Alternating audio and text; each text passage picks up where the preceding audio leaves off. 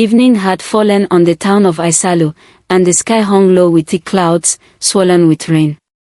The streets buzzed with vendors packing up their goods, children running home, and mothers shouting for stragglers to hurry. As the sun dipped behind the hills, a gentle drizzle began, soft at first, then heavy like drumming fingers on rooftops. But one person was not running. One figure sat still, silent beneath an old mango tree at the edge of the junction. She was a girl. Small, barefoot, soaked to her skin.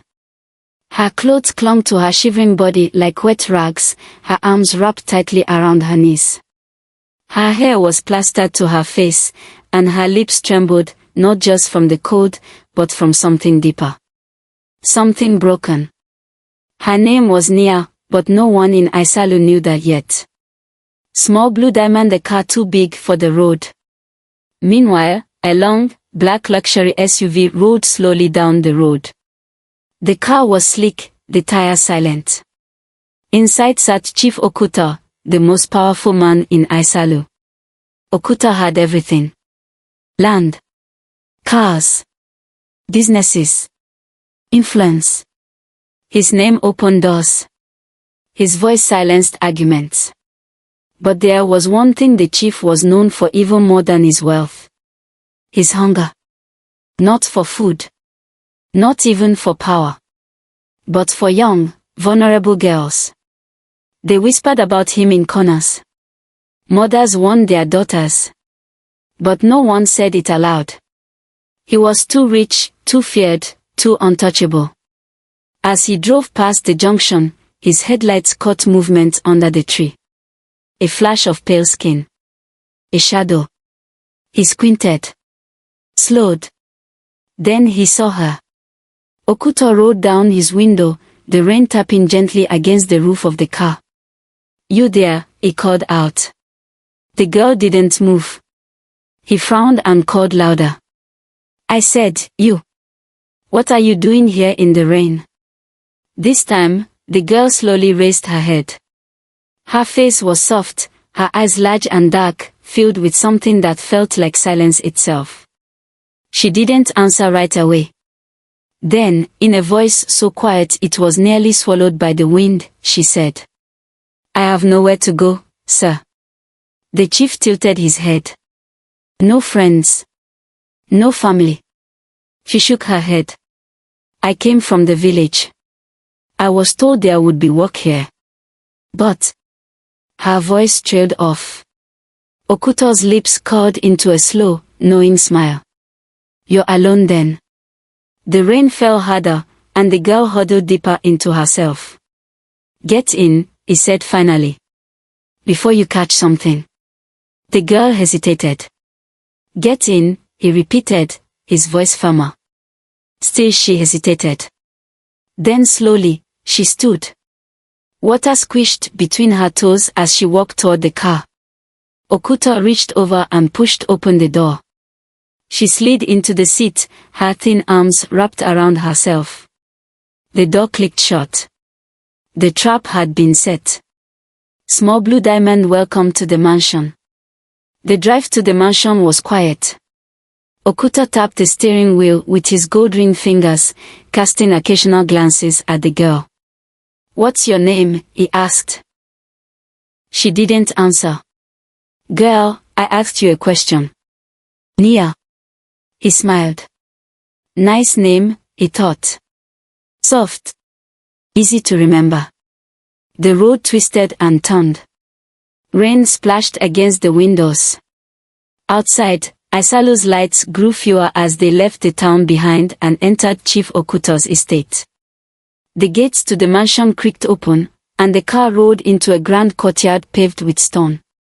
A fountain in the middle sprayed water under a golden statue of a lion, the chief's personal symbol. Okuta stepped out and beckoned. Nia followed slowly, her bare feet wet and sore on the stone. She looked around, her face blank but her eyes watching everything. The towering columns. The marble steps. The guards with their heads down. "Come inside," Okuta said. Inside, the mansion was warm. Clean. Silent. The smell of expensive incense drifted in the air. A maid appeared from the hallway. Bring her food, the chief commanded. And find her something dry. The maid nodded, glanced at Nia, then hurried off. Nia was led to a plush chair. She sat stiffly, her back straight, her eyes lowered. Soon, steaming food was brought, hot rice, tender meat, thick soup. Her stomach growled, but she didn't move until Okuto said, "Eat. Don't be shy." She picked up the spoon slowly, as if unsure how to use it. "When was the last time you ate?" he asked, watching her carefully. She didn't answer. Just ate. Slowly. Respectfully. Okuto smiled. Good girl. Small Blue Diamond a room with a purpose. When she finished, he handed her a bundle of clean clothes. Come. I'll show you your room. She followed him down a long corridor. Doors lined both sides, each leading to rooms only a few ever entered. He opened a door at the far end. Inside was a modest bed, a blanket, and a small wardrobe. To Nia, it looked like a palace. This is yours now, he said. She stepped inside. Okuto remained at the doorway, watching her. You can stay as long as you want, he added. You're safe here. Her lips parted slightly. Thank you, sir. Okuto smiled. No need to thank me. I like helping those who need it. Then he turned and walked away, closing the door behind him. But Nia didn't relax. She stood there for a long time, listening. To the silence. To the house. To the air. Because she could feel it. The shadows in the walls had begun to stir. Small Blue Diamond the first visit. That night, long after the maids had gone to bed and the lights had dimmed, a door creaked open. It was soft. Careful. But Nia was already awake. She lay still, pretending to sleep. The door opened further. Footsteps entered, slow, deliberate. Chief Okuto stood in the room, his silhouette tall in the moonlight. He watched her for a moment. Then he took a step forward. Then another. And another. He reached out a hand toward the blanket. But before he could touch her, Nia's eyes opened. Chief. Her voice was soft. Sleepy. But clear. He smiled. Don't worry, my dear, he said, his voice silky. I just came to check on you. She blinked. It's late. Yes, he said. But sometimes, kindness doesn't wait for daylight. She sat up, wrapping the blanket tighter around herself. Please, she said. Not tonight. Okuto frowned. Why? I need time. Just one night. To prepare myself. He stared at her. She met his gaze without fear. Her eyes were wide, innocent. But there was something else too. Something old. Something watching. He chuckled finally. Oh, village girls, he said. Always full of tricks. He stretched. All right. Tomorrow then. He turned to go. At the door, he paused and looked back. Sleep well, Nia. Then he closed the door. Nia sat there, listening to his footsteps fade. Her hands were still. Her face calm. But behind her eyes, something ancient moved. Something that didn't belong to the world of men. Small Blue Diamond, the house begins to change. That night, the house did not sleep. The wind outside howled like a warning.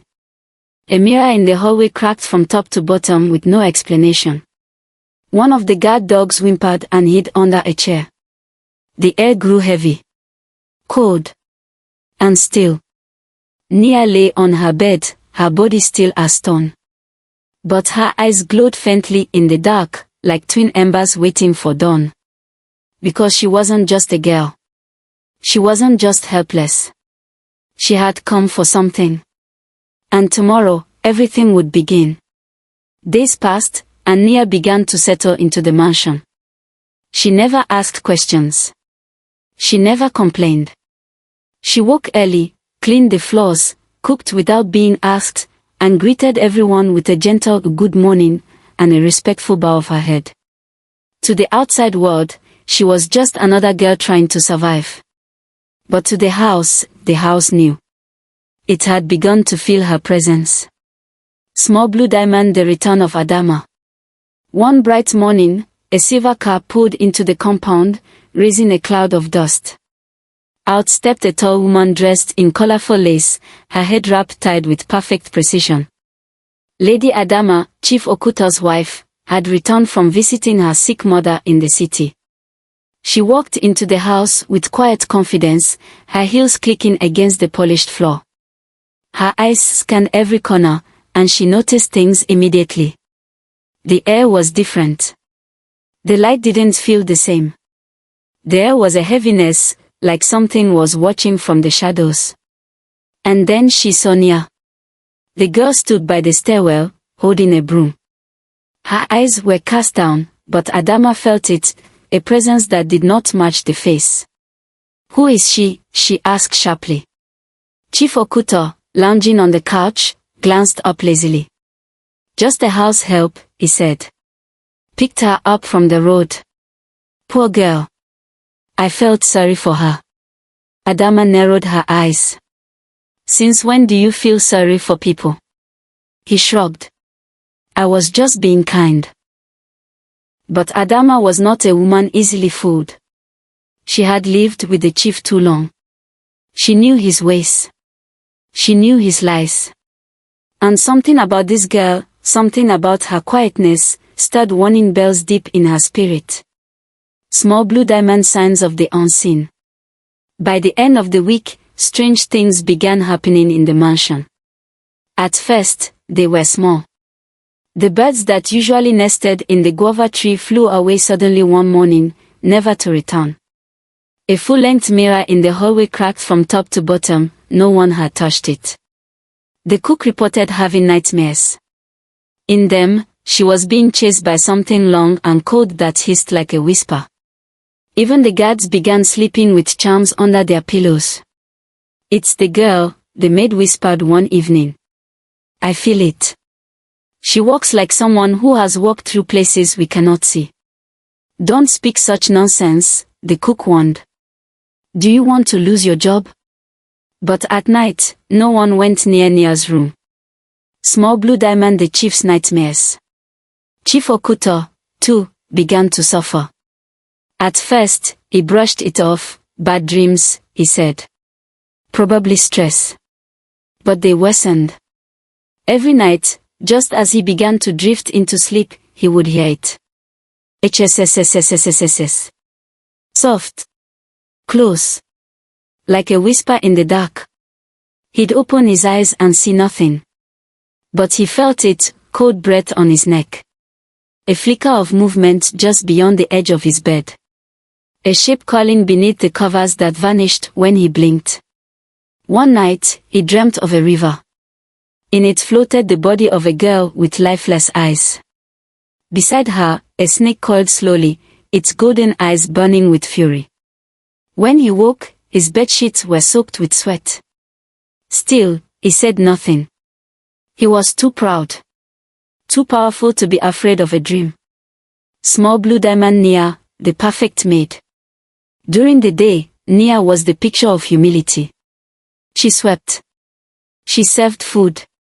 She washed clothes. She even sang softly to herself when she walked. Lady Adama watched her closely. "Where do you come from?" she asked one afternoon. Nia looked up with soft eyes. "From a small village, madam. Near the river Itoro." Adama's face darkened slightly. River Itoro was known in whispers. Elders said spirits lived there. That some children born near its banks were not fully human. "You've never been to the city before?" "No, madam." "Do you have family?" No, madam. They are all gone. Adama stared at her, searching for cracks. But Nia's face remained calm. Small Blue Diamond, the night of the truth. One night, when the moon was high and the crickets silent, Chief Okuta crept down the hallway. His bare feet made no sound. He passed the guest rooms, past the shrine room, and reached the door at the far end, Nia's room. He paused. Then slowly, he pushed it open. The room was dark. Nia lay on the bed, her face turned to the wall. Nia, he whispered. Are you asleep? She didn't answer. He stepped closer. Nia, I've been patient, he said softly. But it's time. No more games. Still she did not move. He knelt beside the bed and reached out to touch her shoulder. And that's when it happened. Suddenly, Nia turned. Her face was still hers, but her eyes, they were not. They glowed. Golden. Slit-pupiled. Serpent eyes. Her lips curled back, revealing two long, glistening fangs. Chief Okuta stumbled back, gasping. What is this? Nia rose from the bed slowly. Her body shimmered. And then her legs melted into each other, stretching, thickening, until from the waist down, she was no longer human. She was a snake. A serpent woman. Long, scaled, powerful. She hovered above the floor, her tail coiled beneath her. You thought I was just a girl, she said, her voice no longer soft. It echoed, deep and ancient. Chief Okuta fell to the floor, his hands trembling. Please, he begged. Please, what are you? I am what you feared, Nia said. I am what you brought into your house with dirty intentions. I am not here by accident, Chief. I came for you. For me, he stammered. Why? Because the past doesn't sleep. And neither do the dead. Then, like a shadow, she vanished. Gone. The room was empty. The chief scrambled out, slamming the door behind him. His chest heaved. His hands shook. And in that moment, he understood. He had not invited a helpless girl into his home. He had invited a spirit. And now, the spirit was watching. The mighty Chief Okuta, once feared, once revered, now feared his own shadow. His appetite vanished. He no longer held meetings in his great hall. He no longer paraded his wealth at the village square. The chief who once boasted that no spirit dare challenge him, now slept with the lights on and a Bible under his pillow. But even that could not protect him. Because every night, no matter how many doors he locked, no matter how many guards he posted, Nia still appeared. She never broke a window. She never used the key. She would simply be there, standing in a corner of his room, watching. Unblinking. Silent. Waiting. Small Blue Diamond, a man unraveling. The servants whispered now. He no longer eats. He flinches at every shadow. He talks to himself in the garden. Adama watched her husband crumble, confusion clouding her every step. He wouldn't tell her what was wrong. He avoided her gaze. He didn't even ask where she slept anymore. But Nia, she continued to serve tea, sweep floors, and hum gentle songs. No one could accuse her of anything. Yet, the walls knew. The house knew. The air had shifted, and every night it grew colder. Small Blue Diamond, when the moon was heavy. It was on the night of the river moon, when the tides of Itoro River were said to speak, that Okuto awoke to find Nia standing at the foot of his bed once more. But this time, she didn't stay silent. Her voice was low, but it echoed like thunder. You cannot run from what you did. Okuto sat up, his skin cold with sweat. Please, he whispered. I don't know what you're talking about. Nia stepped forward. Her eyes glowed faintly gold. Her footsteps made no sound. You lied the first night. You lied the second. But now you will listen. She raised her hand, and the air shimmered. The walls of the room faded away. The curtains vanished. The bed dissolved. And Chief Okuto found himself standing by a riverbank under the full moon. Where am I? He gasped. This is the Itaro River, Nia said. Where my story began. Small blue diamond flashback, Tari. The scene shifted. Now the chief saw a young girl. Thin. Innocent. Her skin glowed under the sun. Her name was Tari. She stood at the edge of a dusty village, waving goodbye to her sister. I'll find work in the city, she said. Then I'll send for you. Nia, young, bright-eyed, full of hope, hugged her tightly. Be careful, she whispered. The city eats those who don't know how to bite back. But Tari laughed. She believed the world was good. She believed in people. She was gone by morning. Nia waited for letters. Waited for messages. But weeks turned to months. And Tari never came back. Small blue diamond the search. Nia searched for years. She walked from town to town, asking strangers. She visited the edge of every village, every compound. Her feet bled. Her voice grew hoarse. Then one day, she met a woman selling herbs by the roadside. The woman looked at her long and hard. You're the girl looking for her sister, the woman said. Nia's heart skipped. Do you know her? The woman nodded slowly. She worked in a big house, a chief's mansion. Where is she now? Silence. Then the woman whispered. She never left that house alive. Small blue diamond the river's gift. Nia fell to her knees at the edge of the Itaro River, her heart breaking. She screamed into the water, her voice shaking the trees. And the river answered. The water rippled. A mist rose. A soft glow shimmered on the surface. From the river emerged a figure draped in blue silk and crowned with wreaths. The River Queen. She spoke gently. Child, your sister's blood has called out to me. The humans buried the truth, but the river never forgets. Nia bowed. I want justice. The queen raised her hand. Then rise, not as a girl, but as one of mine. You shall walk among men not to destroy, but to uncover. Find the one who took what was not his to take. And so, Nia was reborn. Part river spirit. Part vengeance. Part sister, still grieving. Small blue diamond back to the chief's chamber. The vision faded. Chief Okuto gasped, falling back onto his bed. Nia stood at the window, the moonlight making her skin shimmer faintly. Tari, she said. That was her name. The girl you called beautiful. The one you promised a job. The one you used and left to die. The chief covered his ears. No. No, I didn't know. You knew, she said firmly. You always knew. You thought no one saw. But the river saw.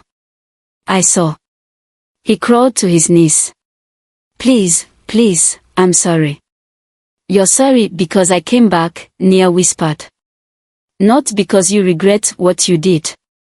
I can make this right. Take my gold. Take land. Take livestock. I'll give you anything. Nia turned. Her eyes blazed. Your coins cannot repay the blood you spilled. He trembled. Then what do you want? She stepped close, her voice no longer human, but deep, echoing like water crashing against rocks. I want you to feel what she felt. Alone. Trapped. Powerless. Please, he begged. There must be another way. But Nia only stared.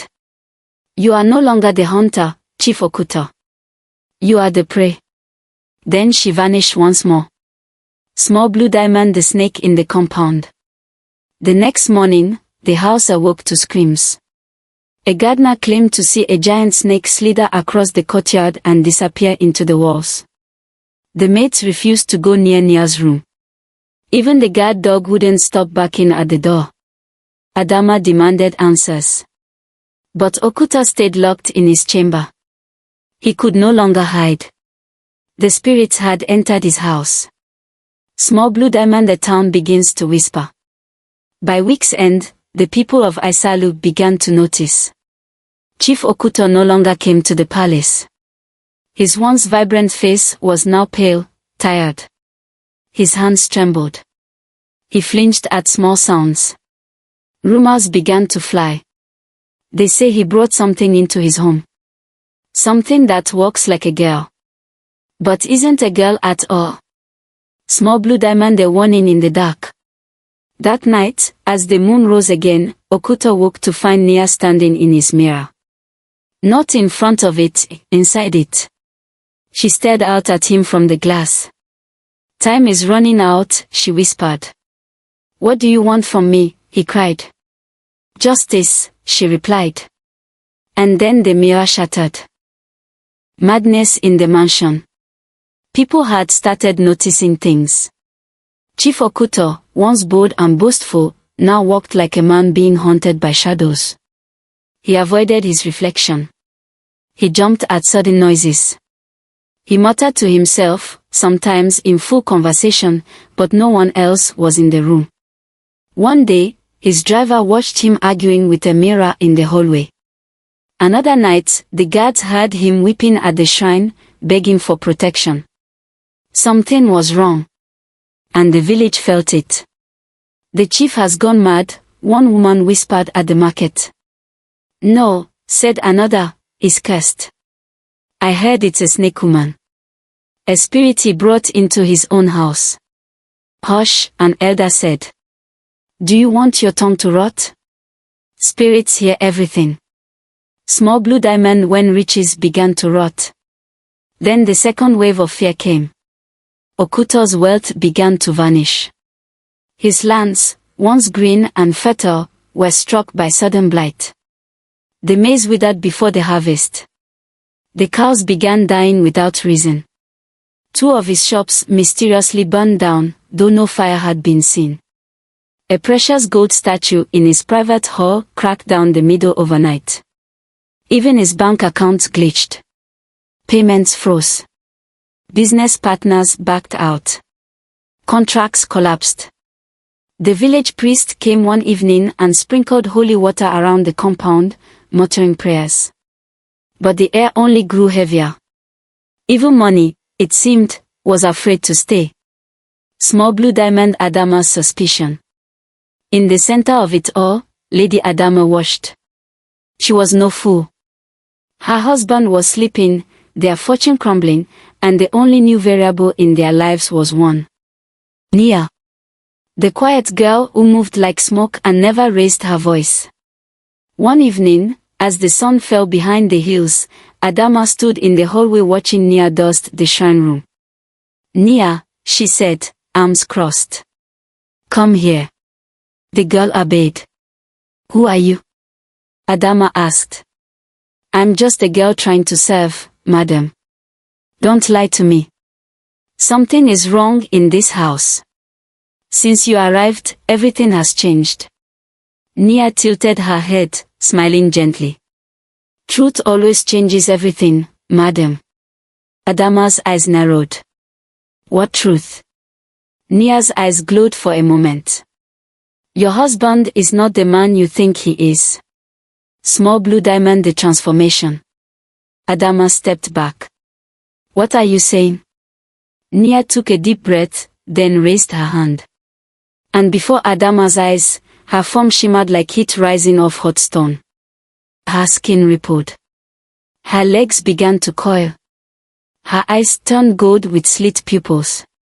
Scales appeared. Nia was no longer a girl. She was a serpent.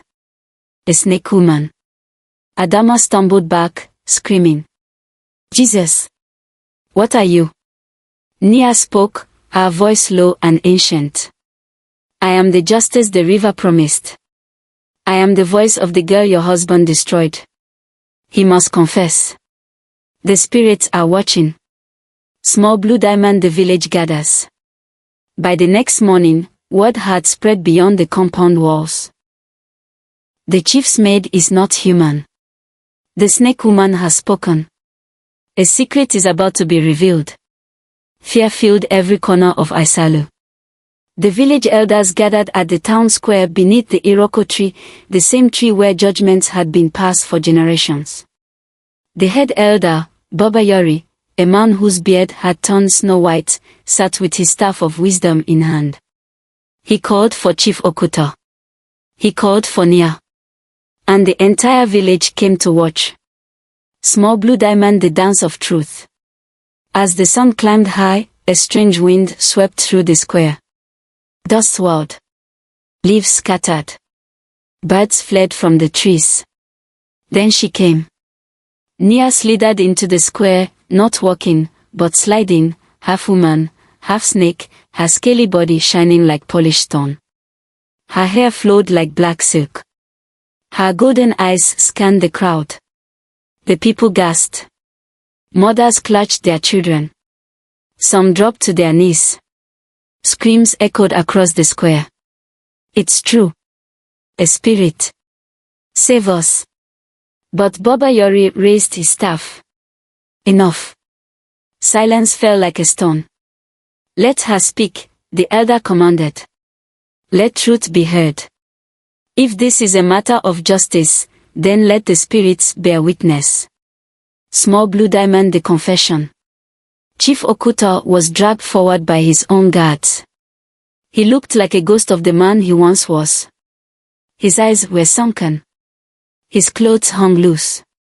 His lips trembled. Baba Yori spoke. Chief Okuta, this spirit says you have committed a sin. A crime of silence and shame. What do you say? Okuta opened his mouth, but no sound came. Nia slithered forward. Confess, she hissed. The river is listening. The people leaned in. Okuta shook. He fell to his knees before the crowd. I took a girl many years ago, he whispered. She came from a poor family. She was looking for work. I promised to help her. I fed her. Gave her a place to sleep. He paused, his voice cracking. But I wanted her body. When she refused, I forced her. The crowd gasped. Some women covered their mouths. A mother began to sob. And then Baba Yori asked. She died. I don't know how. Maybe from fear. Maybe from injury. I panicked. I wrapped her in cloth, dumped her body by the river and told no one. The village fell silent. The only sound was the wind in the trees. Even the birds had stopped singing. Small blue diamond judgment. Baba Yori's face was grave. He looked at Nia, who stood tall in her serpent form, watching, listening. Is this true? The elder asked. She nodded. Her name was Tari. She was my sister. She came to this land with hope. She died in silence. And until now, her name was buried under the weight of wealth and lies. She turned to the people. How many girls have disappeared with no answers? How many sisters have been buried in whispers? It ends today. The women cried openly now. The men stared at the ground, ashamed. Baba Yori rose. He lifted his staff and spoke. Justice must be done. Chief Okuta has broken the sacred trust. He has spilled innocent blood and hidden it beneath his riches. What punishment do the spirits demand? He asked Nia. She did not answer yet.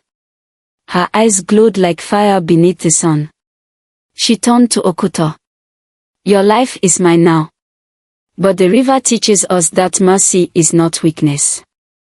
Tonight, she said, I will decide your fate. And with that, she vanished, slithering into the shadows like a whisper in the wind. The sun set on Isalu in strange silence. The town, once noisy with children's laughter and market chatter, now stood still, as if the earth itself was holding its breath. Everyone was waiting. Waiting for what Nia would do. Waiting for the fate of Chief Okuto, the once mighty man now exposed and trembling like a leaf. And in the village square, under the same sacred Iroko tree, the people gathered once more. No one had been forced to come. They came because they had to see it.